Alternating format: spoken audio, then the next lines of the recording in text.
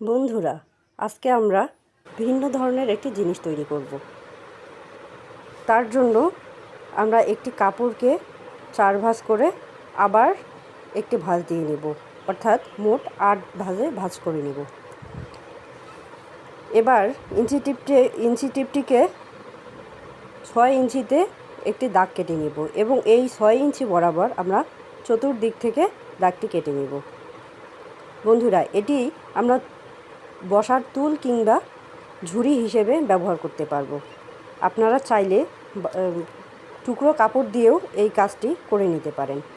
দেখুন বন্ধুরা, আমাদের রাউন্ড শেপ দেয়া হয়ে গেছে। এবার আমরা কাঁচির সাহায্যে এই কাপড়টিকে দাগ অনুযায়ী কেটে নেব। বন্ধুরা, আমাদের কাপড়টি কাটা হয়ে গেছে। এবার দেখুন একটি সুন্দরভাবে রাউন্ড শেপ হয়ে গেছে। এখানে যদিও গোল দেখা যাচ্ছে না, তারপরও জিনিসটা কিন্তু গোল হয়েছে। ক্যামেরার তারতম্যের কারণে হয়তোবা গোল দেখা যাচ্ছে না। দেখুন, এরপর একটা নির্দিষ্ট স্থান থেকে আমরা ফিতাটা ঘুরিয়ে ঘুরিয়ে ঠিক কত ইঞ্চি হয়েছে দেখে নিব। আমার এখানে কাপড়টি হয়েছে মোট 38 ইঞ্চি, অর্থাৎ গোল শেপটা 38 ইঞ্চিও হয়েছে। এবার 38 ইঞ্চির জন্য আমরা 38 ইঞ্চি কাপড় কেটে নিব। তার জন্য কাপড়টিকে আমি 2 ভাঁজ করে নিয়েছি। বন্ধুরা, এরপর 38 ইঞ্চির জন্য আমি যেহেতু 2 ভাঁজ করে নিয়েছি, তাই 19 ইঞ্চিতে একটি দাগ কেটে নিব, অর্থাৎ 19 যোগ করলে হয় 38। এরপর লম্বার দিক থেকে আমি 11 ইঞ্চিতে একটি দাগ কেটে নিব।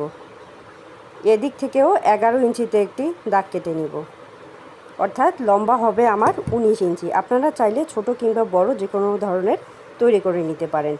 এরপর দাগ অনুযায়ী স্কেলটির সাহায্যে আমি দাগ দিয়ে নিয়েছি। এরপর কাঁচির সাহায্যে আমি কাপড়টি কেটে নিব।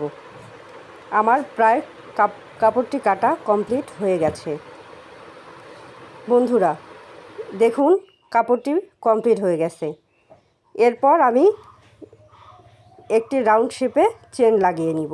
বন্ধুরা, আমি এর আগের পর্বে চেন কিভাবে লাগাতে হয় সেটা দেখিয়ে দিয়েছি। এরপর কাপড়টির 2 মাথা ধরে 2 দিকে সেলাই করে নিব। আপনারা চাইলে চাপ সেলাই দিয়ে নিতে পারেন। আমি এখানে চাপ সেলাই দিয়ে নিয়েছি, যাতে সেলাইটা পরবর্তীতে খুলে না যায়। এরপর গোল একটি রাউন্ড আমি এই কাপড়টির সাথে ভালো দিক একসাথে করে রাউন্ড দিয়ে সেলাই করে নিব। দেখুন বন্ধুরা, আমার কিন্তু এ পর্যায়ে রাউন্ড একটি শেপ লাগানো হয়ে গেছে, প্রায় ঝুড়ি কমপ্লিট হয়ে গেছে। এরপর চেন লাগানো যে অংশটি আছে সেই অংশটিও আমরা সেলাই করে নেব। এক্ষেত্রে অবশ্যই আমি লক দিয়ে নিয়েছি, আপনারাও কিন্তু তাই করবেন, তাহলে সেলাইটি বসবে ভালো। বন্ধুরা, আমার কিন্তু সেলাই করা প্রায় কমপ্লিট হয়ে গেছে। এরপর উল্টো দিকে করে নেব। এক্ষেত্রে আপনারা চেনটা কিন্তু একটু ফাঁকা রেখে সেলাই করবেন, যাতে সহজে উল্টিয়ে নিতে পারেন। দেখুন, আমার ঝুড়িটি কমপ্লিট হয়ে গেছে। এটা কিন্তু আমি আবারও বলছি, এটা ঝুড়ি কিংবা আপনারা চাইলে বসার টুল হিসাবেও ব্যবহার করতে পারেন।